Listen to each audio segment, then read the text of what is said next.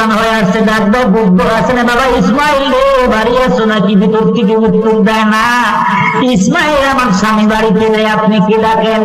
মধুর কণ্ঠে দরজা গিয়ে দাঁড়াইছে। তখন ডাক্তার মুসাফির ডেকে ডেকে বলে, মা আমি ইসমাইলের কাছে বড় আশা নিয়ে এসেছিলাম, পরপর 2 দিন আসলাম, দেখা পাইলাম না। আমি মা তোমরা কেমন আছো, তোমাদের দিন পথ কেমন যায়?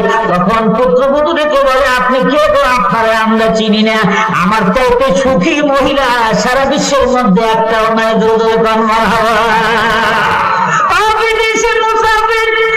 আপনার কাছে ঘরের কথা বলা ঠিক নয়, আমার চাইতে সুখী মহিলা পৃথিবীতে একটাও নাই। অবিদেশি মুসাফির রে, আমার স্বামীর মুখে শুনেছি আমি এমন একজন শ্বশুর পুত্রবধূ যাকে কাবের নমরুদ আগুনের মধ্যে দিয়ে জ্বালাইতে পারে নাই। বলে কোন সুবহানাল্লাহ। অবিদেশি মুসাফির তুমি কে গো? তোমার চিনি না, আমি এমন একজন পয়গম্বরের বিবি, পয়গম্বরকে ছুরির নিচে দিয়া বাবা জবাই করতে পারে নাই, আমার আল্লাহ বেহেশত থেকে দুম্বা দিয়ে তার প্রাণ রক্ষা করেছিল। ও বিদেশি মুসাফির, আমি আমার চাইতে ভাগ্যবান কোন নারী পৃথিবীতে নাই। আমার স্বামীও পয়গম্বর, আমার শ্বশুর পয়গম্বর, এমন মহিলার জীবনের চাইতে ভালো জীবন আর কার হতে পারে? আমি খায় থাকি না খায় থাকি সেদিকে আমার কোনো চিন্তা নাই। আমি যখন বাড়ির থেকে ঘর থেকে বেরোই, ও বিদেশি মুসাফির টাকা দেখো আমার চোখের সামনেই খানায় বাবা, ওই যে আল্লাহর ঘর, ওটা আমার স্বামী ইসমাইলের বাড়ি। ঘর থেকে বের হওয়ার সাথে সাথে আল্লাহর ঘরটা নজরে পড়ে। 2 রাকাত নামাজ পড়লে 2 লক্ষ রাকাত নামাজের নেকি। জোরে জোরে বলেন সুবহানাল্লাহ। বিদেশি মুসাফির পানি খাওয়ার জন্য কোনো ঝর্ণা যাইতে হয় না, পানির বিপদে যখন আমার জাগ্রত হয়, আমার চাইতে ভাগ্যবান নারী পৃথিবীতে আর কে আছে? আমি ওই জমজমের পানি খাই, যে জমজম আমার স্বামীর পায়ের ধুবড়ির আঘাতে আমার আল্লাহ তৈরি করে দিয়েছিলেন। ইসমাইল নবীর বাবা ইব্রাহিম নবী তখন ডেকে বলে, মা তোমার কথা শুনে আমার মনটা বড় খুশি হয়ে গেল রে মা।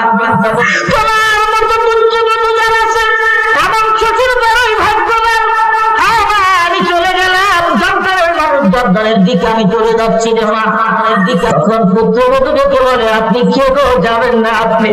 আমার স্বামী বাড়ি আসলে যদি আমার স্বামীর আপনজন আপনি হয়ে থাকেন, যদি আপনার সমাদর না করে থাকে আমার স্বামী বড় অসন্তুষ্ট হবে। আপনি একটু বসেন, একটুখানি অপেক্ষা করেন, আমাদের কর্মকুটিরে আপনি একটু পাতা রাখেন।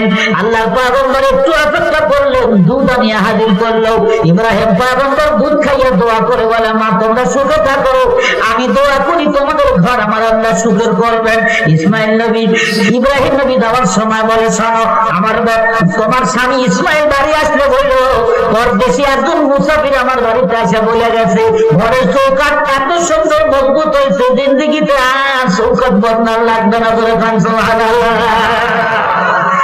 মুসলমান মায়ের জাতি, মুসলমান ভাইরা কান ফেলায় শুনে, এই চৌকাঠ তো সেই চৌকাঠ বাবা, যিনি মুহাম্মদুর রাসূলুল্লাহ সাল্লাল্লাহু আলাইহি ওয়াসাল্লামের আদি মাতৃভূমি। আমার বিয়ার সময় হলে লাফালাফি না করে একটু চিন্তা ভাবনা করে লাফালাফি করবেন, চিন্তা ভাবনা করবেন কোন ধরনের মেয়েকে আপনি বিয়ে করতে পারবেন। যে সে ধরনের মেয়ে বাড়ির মধ্যে আসবেন, জল্লাদ মার্কা বউ যদি বাড়ির মধ্যে আসে, কল্লা মার্কা বউ যদি বাড়ির মধ্যে আসে, আপনার বাড়ি যতই বিল্ডিং হোক না কেন, যতই আনন্দময় ফুর্তিময় বাড়ি আপনি বানান না কেন, ঢাকা বড় আবাসিক এলাকা যদি আপনার বাসা হয়, জল্লাদ মার্কা বউ যদি আপনার বাড়ির মধ্যে থাকে বাবা, অশান্তি যাবা না, জাহান্নামের বাতাস এসি রুমের মধ্যে দাও দাও করে করবে। ঠিক না রে? আর যদি আপনি দিনদার হন, আপনার বিবি দিনদার হয়, সকালবেলায় ঘুম থেকে উঠলে স্বামী মসজিদের দিকে যায় আর বিবি যায় নামাজের মধ্যে বসে, আমার আল্লাহর ভয়ে নামাজ আদায় করে কোরআন শরীফ তেলাওয়াত করার জন্য বসে। স্বামী মসজিদ থেকে এসে তেলাওয়াত করে নাস্তা খাওয়ার পর রিকশা নিয়ে যায়, সারাদিন শ্রম দেওয়ার পর যখন বাড়িতে ফিরে আসে, নেককার বিবি স্বামীর সামনে সালাম দিয়ে হাজির হইয়া যায়। যা কিছু জোগাড় করে আনতে খাইয়া দাইয়া যখন শুইয়া পড়ে, ভাঙ্গা গড়ার সিদ্ধ দিয়া জান্নাতুল ফেরদাউসের বাতাস প্রবাহিত হয়। যখন মারহাবা।